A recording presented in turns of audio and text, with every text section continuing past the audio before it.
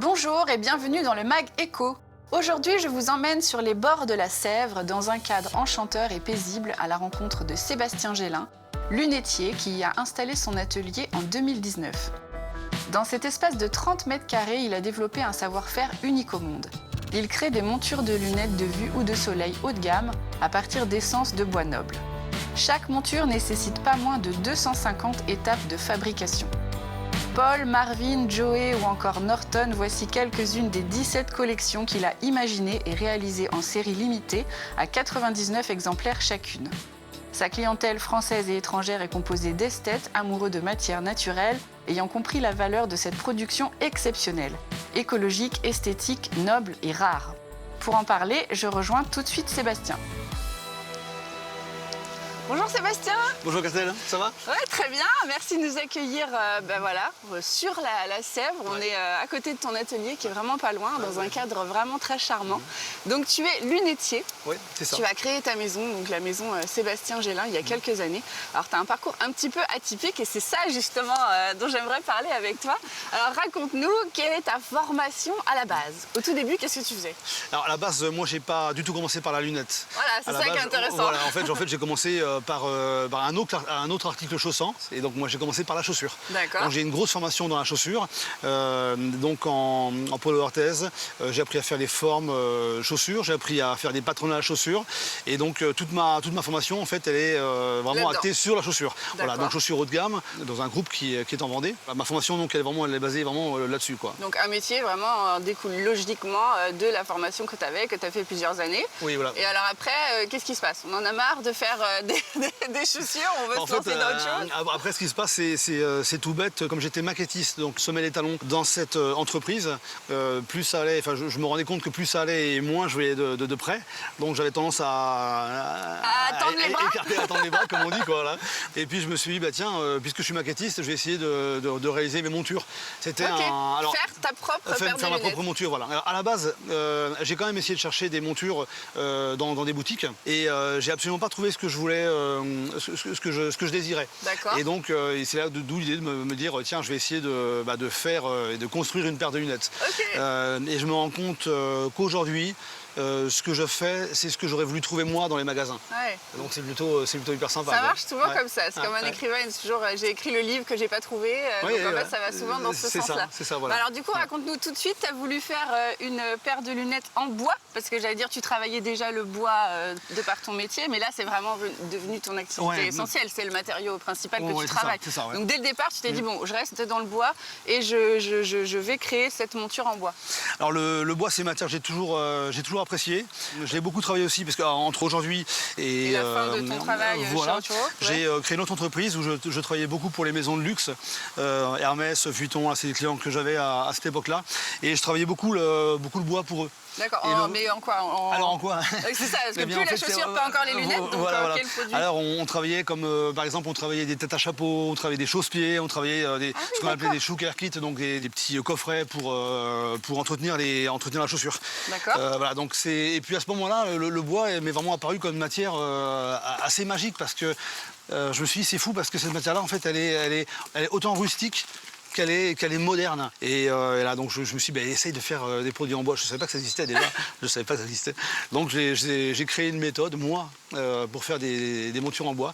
Et c'est pour ça que les montures qu'on fait aujourd'hui, elles n'existent quasiment pas sur le marché mondial. On a complètement créé tout un process. T'es le seul à faire ça dans le monde? Alors aujourd'hui, la méthode qu'on utilise aujourd'hui, oui, on est les seuls dans le monde à faire ça. D'accord, ok. Fiabilité, recherche de bois, il y a pas mal de montures bois aujourd'hui sur le marché, mais elles ne sont pas du tout réalisées comme ce qu'on fait aujourd'hui. Je t'expliquerai ça après. Ouais.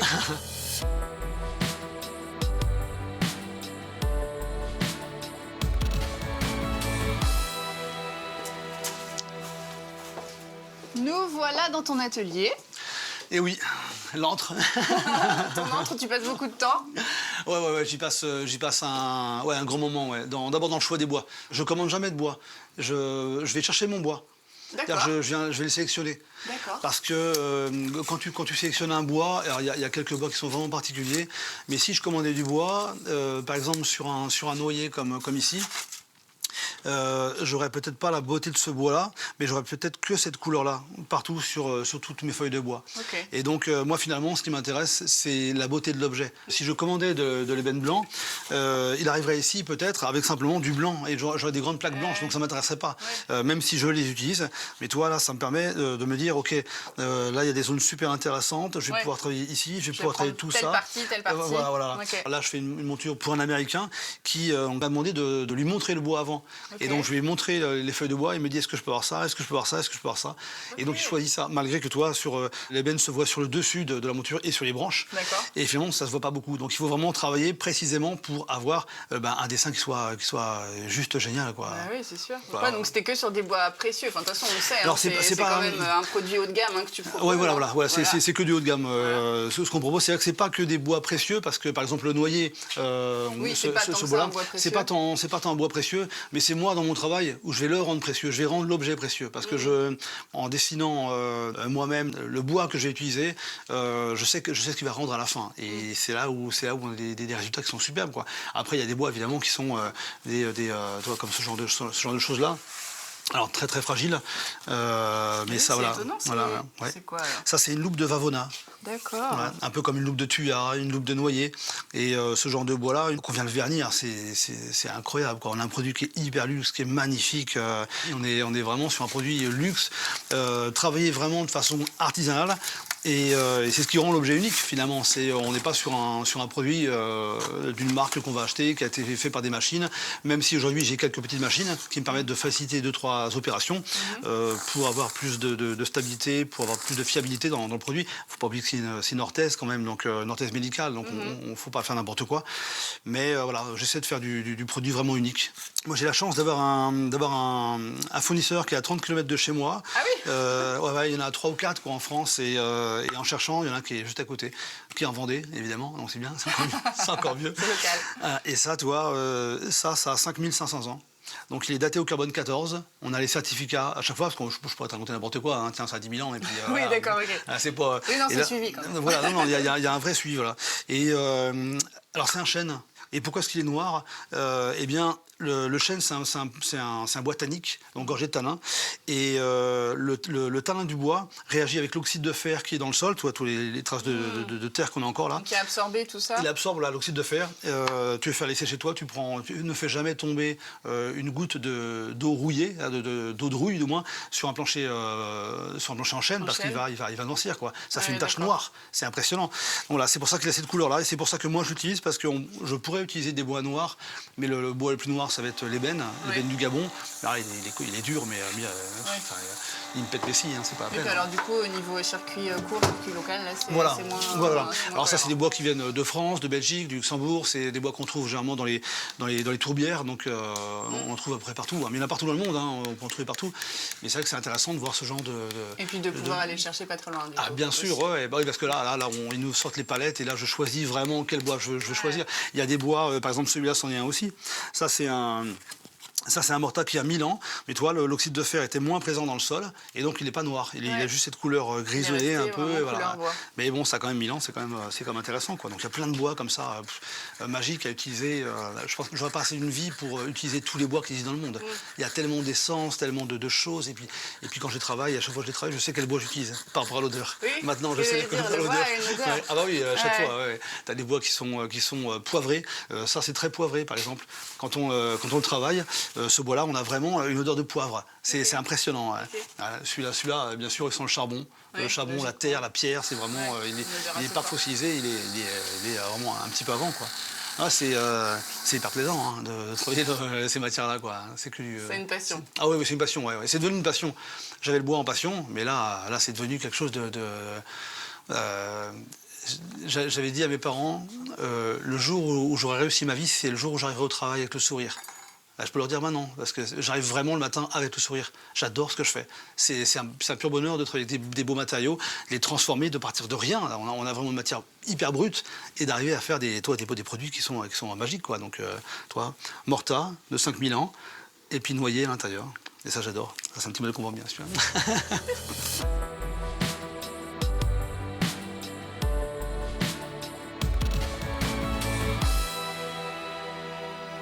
Alors Alors Sébastien, on a découvert ton travail dans l'atelier. Ce que je voulais te poser comme question, c'est est-ce que dans l'avenir, ton idée, c'est aussi de transmettre ton savoir-faire, d'embaucher pour pouvoir produire plus, ou au contraire, tu veux rester sur une production, voilà, à l'image de ce que tu fais déjà aujourd'hui? Ouais, non, c'est bien sûr de transmettre ce que je fais, parce que c'est un savoir-faire qui est tellement unique que ça va être d'abord c'est compliqué. Ouais, c'est comme dommage que ça s'arrête, hein, c'est pas. Hein. Mais non, c'est évidemment transmettre ce qu'on a fait, ce qu'on a produit, ce qu'on a inventé, ce qu'on a créé, et puis trouver les bonnes personnes, tout simplement, qui vont travailler avec nous. C'est pas des apprentis, t'as pensé à quoi? Écoute, on est en plein dedans là, donc voilà, on est en plein dedans. On y réfléchit. Voilà, ça va pas forcément des gens qui viennent de l'optique, pas forcément des gens qui viennent du bois. Ils peuvent venir des deux milieux d'ailleurs, mais surtout des gens qui sont motivés, des gens qui ont envie de faire quelque chose, des gens qui ont envie d'arriver au travail avec le sourire et se dire ouais, yes, je vais travailler aujourd'hui. Ça c'est cool. Qui vont aimer ce qu'ils font avec toi et qui vont apprendre de toi et de ton savoir-faire. Ouais, tout simplement. Ouais. Donc et puis même qu'ils peuvent m'apporter aussi leur expérience passée, une expérience passée, ou alors qu'ils peuvent m'apprendre tout simplement. Moi, j'ai pas la science infuse, donc ça peut être très bien une petite idée, toi. Tiens, écoute, pour la corne que tu mets au bout, moi j'ai pensé à ça. Et écoute, oui, pourquoi pas, on va essayer. Donc, ce que j'aime beaucoup, c'est quand dans une équipe, il y a de l'effervescence. Tu balances une idée sur la table, et puis d'un coup, ça monte, et ça, j'adore ça parce que ça c'est hyper motivant. Et même pour eux, d'ailleurs, tu viens apporter une idée dans une entreprise dans laquelle tu t'es pas, où tu es entré depuis peu de temps, et tu fais monter un peu cette effervescence, c'est hyper top, quoi. Donc, dans le travail, c'est enrichissant pour les deux, quoi. Ouais, bien sûr. Ouais. Donc voilà, des gens qui ont envie de faire. Voilà, qui ont envie, simplement. Et qui ont la passion du bois, qui est quand même le matériau essentiel du travail. Ouais, qui ont la passion de la matière, finalement. La matière des gens qui vont aimer construire un modèle de A à Z. Partir de rien du tout, partir d'une matière brute. On a une bonne, un bon morceau de chêne, et partir de rien, et finalement arriver au final à faire un produit qui est complètement terminé. Et surtout, à la fin, te dire waouh! T'es fier, quoi. T'es fier d'avoir fait un super produit, quoi. Là, c'est l'apothéose. Quand tu rentres chez toi le soir, t'es content. Tu reviens le matin, t'es heureux. Voilà, qu'est-ce que tu veux demander de plus, hein? Là, oui, je pense que oui. C'est un bel objectif pour tout le monde d'être heureux de faire son travail au quotidien et de transmettre. Merci beaucoup, Sébastien. Merci à toi. On est ravis d'avoir pu découvrir ton travail. Et puis, on a hâte de voir ce que tu nous réserves pour la suite. Écoute, on va évoluer, en tout cas, j'espère bien. Et puis, on en discutera peut-être. À bientôt. Merci beaucoup. Au revoir.